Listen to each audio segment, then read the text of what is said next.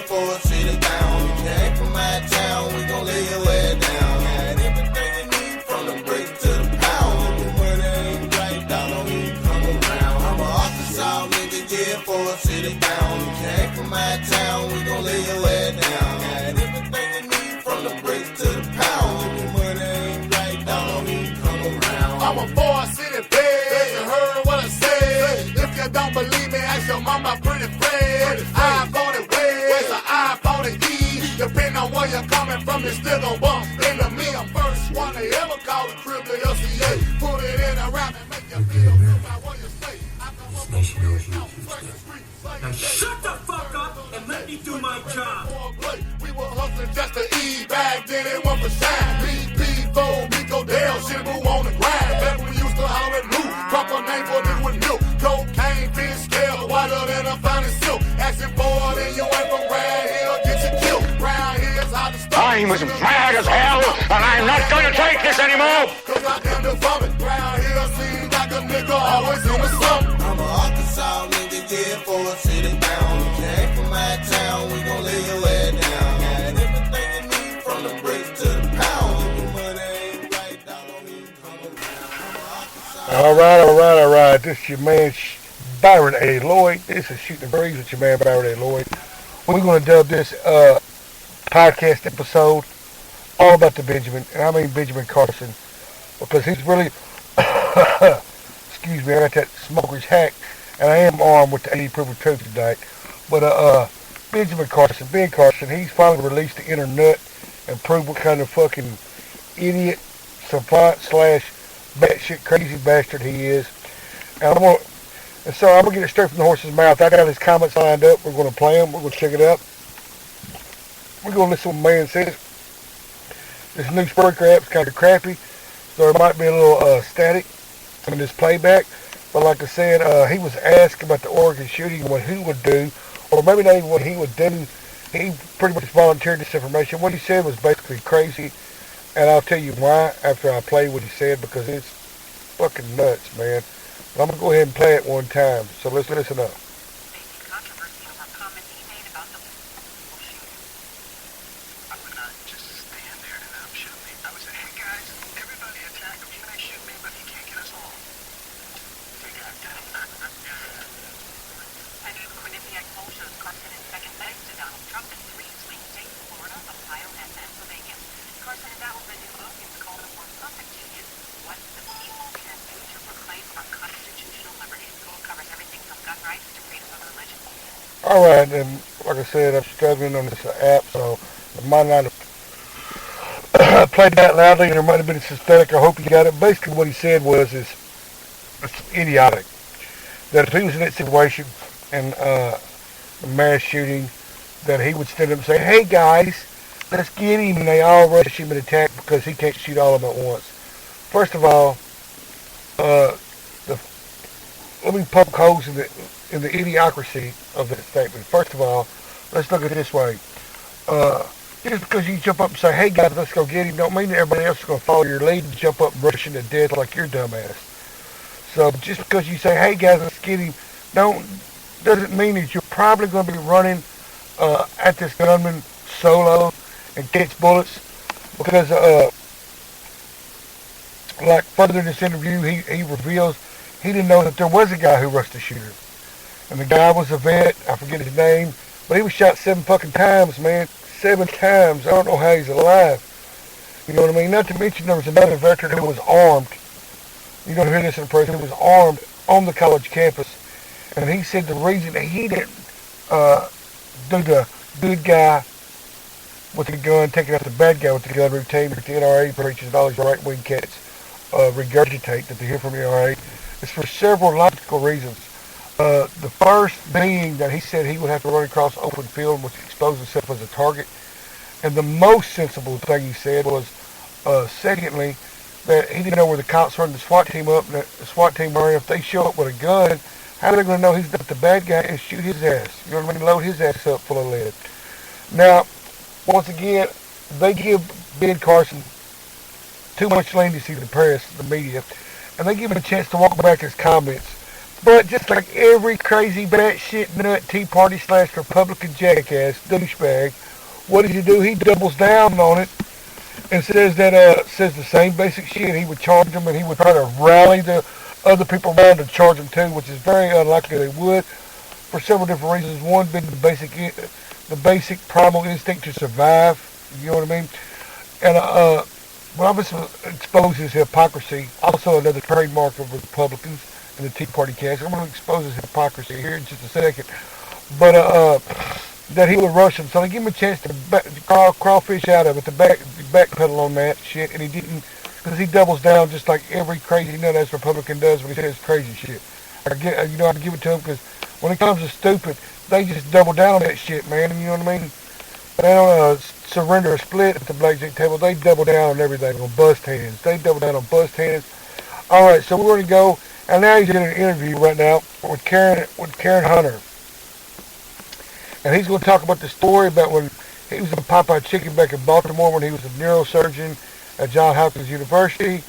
And this is what he said about that. When he said he was in a Popeye Chicken, they were getting robbed. And here's what he said. At any rate, the guy comes in, puts a gun in my rib, and I just said, I believe that you want the gun. In that calm way? In that calm way. In that calm way, okay. He said, oh. Over there. So you just redirected him to... Okay. So was this in Detroit? No, this is in Baltimore. In Baltimore. So you were a doctor in a Popeye's Chicken, and somebody came up to you and put a gun in your rib, and you said, no, I'm not the one you want, and they followed. You might have some Jedi mind tricks that we don't know about. We need to examine that. Okay. Now, how ludicrous is that? Here's the hypocrisy now. He said that situation that he would charge the gunman, but he reveals in a later interview that he has been in a similar type of situation. He was in a Popeye's Chicken. You heard it out of his own mouth. The guy jams a fucking gun in his ribs. Instead of rushing the shooter or disarming him or being the hero he claims he would be in this hypothetical scenario in a mass shooting, what does big bad brave Ben Carson do? He redirects the dude and points him at the fucking poor bastard making minimum wage behind the counter. He says, you don't want to rob me, you want to rob that poor son of a bitch behind the counter. So this once again exposed him as the fucking coward hypocrite he is. He's not going to do shit. You know what I mean? You heard him. He not only did he not be the hero, but he was a total negative zero because he basically was an accomplice. I know that's reaching, but technically you could say he was an accomplice because he was telling the dude who to rob. You know what I mean? He was instructing this guy on who to rob. He didn't try to disarm him. He didn't try to rush him. He didn't try to do none of that stuff. You know what I mean? So he's a hypocrite. He's full of shit. And first of all, let me expose another reason why it's ludicrous what he said. Well, he, like most Republicans, are in favor of these high-capacity magazines for guns. So you can get a 100-round clip. And trust me, he claims that you can't shoot people more than one at a time. Well, I've been in the military, and I've shot 100-round clips in automatic weaponry. So let me tell you this right here. If I was to go full auto or 3-round burst, trust me, you run at my ass, 10 of you run at my ass, I promise you, more than half of you are going down dead as a fucking hammer. Probably just about all of you. You know, 3-round burst, man, I fucking lay down, cover fire, or strafe your ass, it's going to be OV. You know what I mean? I'm just going to tell you. I promise you, when I fold up the first 2 or 3 that run at me, the rest of them are going to slow down on that fucking rush maneuver. And that's taking a major leap of faith, thinking that total strangers are going to go against their natural instinct to survive and rush headlong into the face of death and at a madman with a gun, right? So I'm just going to show you, like I said, this is the press. This shit blew up yesterday. And the press are killing his ass about it. Well, I say yesterday, it technically be the day before yesterday, but the press are killing his ass. They've been slaughtering his ass all day and night since he said it. And he is, you would think, like most politicians who have any kind of handler or advisors, even though I know he's not a politician per se, and obviously because he fucking sticks both feet in his mouth every chance he gets and says crazy shit, then doubles down on it and digs a deeper hole. But you would think they would say, hey man, shut the fuck up, or walk it back, anything but saying dumber shit. And not on top of that, please don't expose yourself as a hypocrite and coward by saying you were in a similar situation, and instead of being the hero you claim you would be, you instead help the fucking robber or help the armed assailant and pointing towards the dude behind the counter. You know what I mean? To an innocent guy. So that just tells you, and like I said, man, he's imploding right now. The wheels are falling off. But I'm going to promise you the Republican electorate is so fucking stupid and so gullible. I bet you he does not take that big of a hit. I bet you he only loses, I'm just going to guess, but you don't lose more than 4 points in the polls in the next week or two. That's how gullible and dumb people are. You know what I mean? In America, that's sad because there's nothing sadder than letting somebody think for you and not doing your own homework, your own research, and having well-informed ideas and taking those ideas and applying them to the people you want to, the candidates you want to vote for, being a well-informed citizen and voter, but most people are not. Instead, they want to, being the consumer and technological country we are, technologically savvy country we are, we've got so spoiled with technology, and we want everything immediately, everything now. And so I'm sure they'll keep letting Fox News and what we media do the thinking for them. But they've done it for, 8, 9, 10 years now. I'm thinking there's no slowing down on that. You know what I mean? And just goes to show you what kind of hypocrite this cat is, and which I'm not surprised because I knew he was crazy. And like I said, and I'll fall back on this logic. A lot of people say he's brilliant. And man, I thought he was brilliant, even though I knew he said some crazier shit before he ran. But I had a buddy earlier claiming he was an idiot savant. But I believe, they say he's brilliant because they keep repeating this mantra. He was the first neurosurgeon to separate conjoined twins that were joined at the brain. You know what I mean? And I used to think, man, he's got to be brilliant. This dude's got to be a genius. Don't get me wrong, he's a doctor, so he's no dummy. But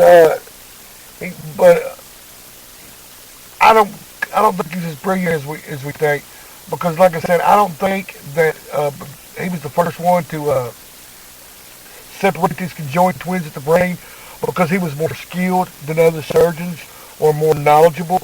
I think it's because he was the only one that was crazy enough to fucking try it, and you know what I mean. He pulled it off because I believe that other neurosurgeons passed it up because they're like, man, you're fucking crazy to try that shit.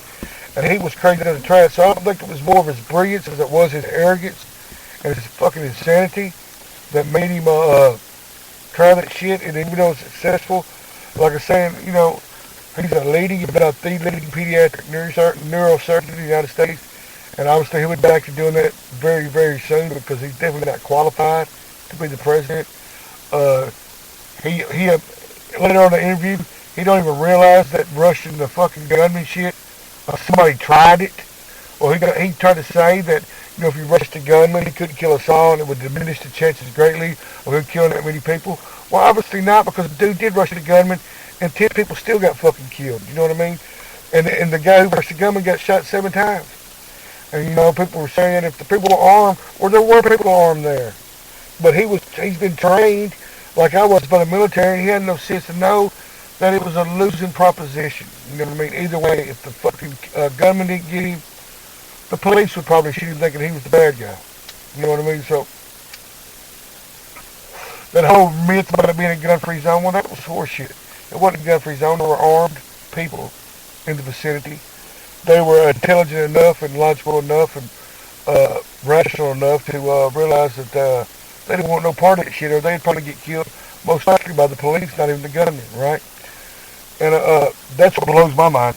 It just totally blows my wig off, and I don't even know what to say about it. So I'm going to do, like I said, 30 minutes tonight. My man Charlie Whitaker is going to give me the black man perspective, and he wasn't able to do this podcast tonight. So I'm only going to knock out 30. I'm going to come back tomorrow.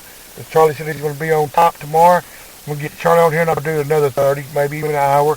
But I'm going to do a quick 30 because I got to get it out there. And anyway, I just want to let you know how insane that is. Now we can digress, like I said, to my bad, to this McCarthy cat who was who made the plea to be Speaker of the House because John Boehner, a.k.a. Boehner, realizes that he's lost control of the Republican Party because the Republican Party, like I predicted over a year ago, has went so far to the right and has been hijacked by a bunch of fucking Tea Party kooks that 10 years ago wouldn't even been allowed in the Republican Party because they're so hardcore right-wing, and they're so far to the right that they would be considered outcasts or on the outskirts of the Republican Party, have hijacked the party, and now the party's got a major divide in it between the moderates and the hardcore nut jobs. That the party is starting to eat itself. It's cannibalizing itself, and it's a beautiful thing. The wheels are falling not only off most of these Republican candidates' chances of being president right now, but the wheels are falling off the Republican Party as a whole. And you know what I mean? I don't know if in the next 2-3 years if a Republican Party would exist no more at this point, because like I said, they've been hijacked. They've been bamboozled. You know what I mean? So we'll see how it goes. Now, even though, like I said, this shit, let me tell you, this McCarthy dude is now facing ethical charges that was placed on him by a proud and fine Democratic Senator from Florida, Alan Grayson, my kind of cat. He's like Bernie Sanders. He don't give a shit, and he rips shit up. And I give him much props for that, because one of the biggest knocks on liberals, especially liberal politicians, are we tend to take the high road, or try to take the high road and be a gentleman or passive or diplomatic about it. And the Republicans take the low road nowadays, and they'll kick you in the balls every chance they get, and they'll fight you every inch, even with ignorance, because that's all they do is fight with ignorance. And that more liberals should be more confrontational and more assertive, you know what I mean, in their beliefs and their ideals, you know, and but I agree with that. I'm not a pussy liberal. Don't ever make the mistake that I am, because I'll beat you with knowledge every time and facts, because the facts are on my side. And it's just sad. And like I say, before I get too far off about McCarthy come out and basically said that this whole Benghazi shit's horse shit. It's politically based, which we know it is, because since they've had these hearings and these inquiries about the Benghazi, they've had 6, they're going on to 7 now, and Hillary's numbers have dropped in the polls, and he was trying to point out the direct correlation with this Benghazi fucking made-up controversy and the fact that it's hurting Hillary politically. Now this, and the reason they're getting ethics charges is because this is showing that this is politically motivated, which anybody with a fucking half a brain would know it's politically motivated. But instead of thinking it and you know, it being the unsaid truth that everybody knew, this dumb bastard actually said it. You know what I mean? So now he was the leader. He was the leading horse in the race to be Speaker of the House. Well, now he dropped out immediately today, and of course yesterday Paul Ryan, even though he claimed he didn't want no part of being Speaker of the House, which is horse shit. He's an egomaniac. He's ambitious as hell. You know, he ran for ticket as vice president with Mitt Romney last time. He said he didn't want nothing to do with it. Well, now he's the leading candidate, of course. You know what I mean? Because McCarthy basically dropped out surprisingly. And here's a little known fact. Here's another reason why McCarthy probably dropped out. It's because there's emails. He had a little controversy a couple years ago about sending emails to his ministers. Hey, you know what I mean? That's what I love about the Republicans. Even though they claim they're all about family values and they're the morally superior of Congress. That most of them, when it comes to sex scandals, especially homosexual sex scandals, it's always the Republicans that are involved. You know what I mean? And I'm down to the last 10, so we're going to get on with it. So that's the deal. That's what's going on now. And then, like I say, I'm going to let Charlie come back and speak on it, because I ain't really got his 2 cents on a black man's real sense on another brother who's Ben Carson. And I'm sure Charlie will enlighten us.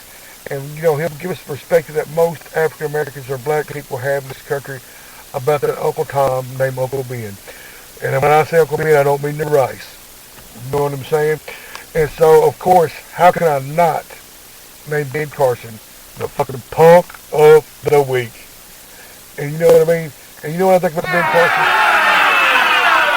That's right. He's punk of the week. Thank you, in-house studio crowd. Punk of the week. They cheered him on. And I forgot to give a shout out earlier to my man, Pretty Sweetback Fred. Pretty Fred, my man Sweetback Moore. and the SCA Cartel from Forest City Bound. I've been trying to use that as my intro song, and I've been trying to play it a little bit more, change it up, have a little bit different music from people from Forest City on my intro song. I'm gonna try to get Sarah Hughes, a couple cuts from her. Maybe I can get some out of the headliners, these young cats. But anyway, back to it. I'll go on to something lighter. So we'll talk about movies, man. And let me tell you something. The past week, which I usually watch a shitload of movies, especially documentaries during the week. And man, that was last week. I was really pumped being the comic book nerd. Man, I'm talking about, I was stoked to see Guardians of the Galaxy. I'm a big Chris Pratt fan.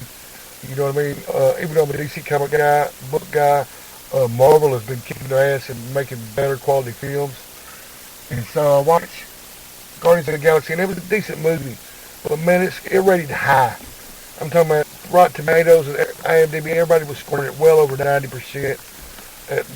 Giving it 4 stars out of 5. Every time they were going bonkers for it. I watched it. It was good. Not a letdown. Not as good as it seemed like everybody made it out to be. Maybe I'm getting old and crusty and a little jaded on these comic book movies. But I watched another film starring Tom Cruise and Emily Blunt. And let me tell you, I'm not a big fan of Tom Cruise at all. I think he's not that great of an actor. He's alright, but he's nothing special. You know what I mean?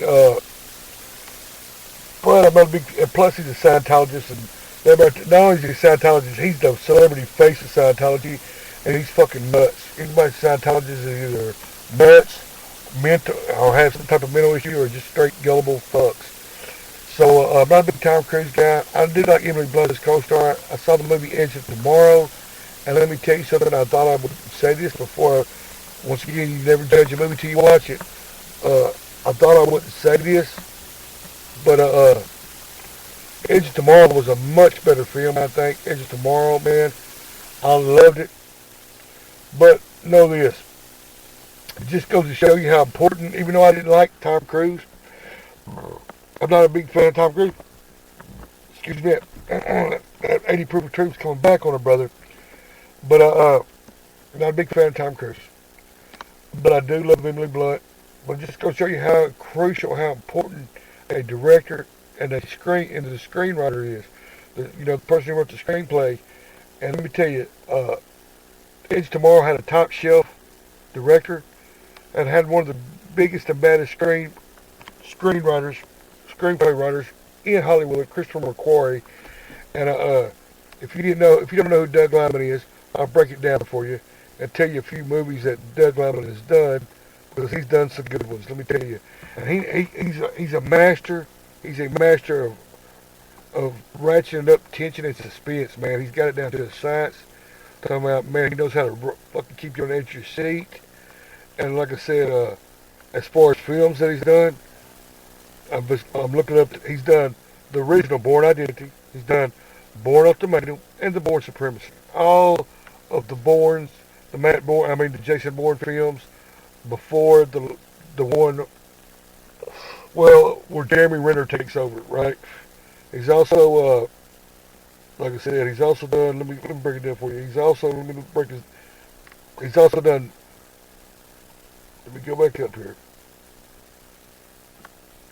Mr. and Miss Smith, Swingers. So he's a fine director, man. And like I said, he's the one that made the Jason Bourne film so great. You know what I mean? Because, man. And so we want to talk about my man, Mr. McQuarrie, who's one of the hottest, if not baddest, screenwriters in all of Hollywood right now. Dude, he just does excellent work. Now, let me tell you, Christopher McQuarrie,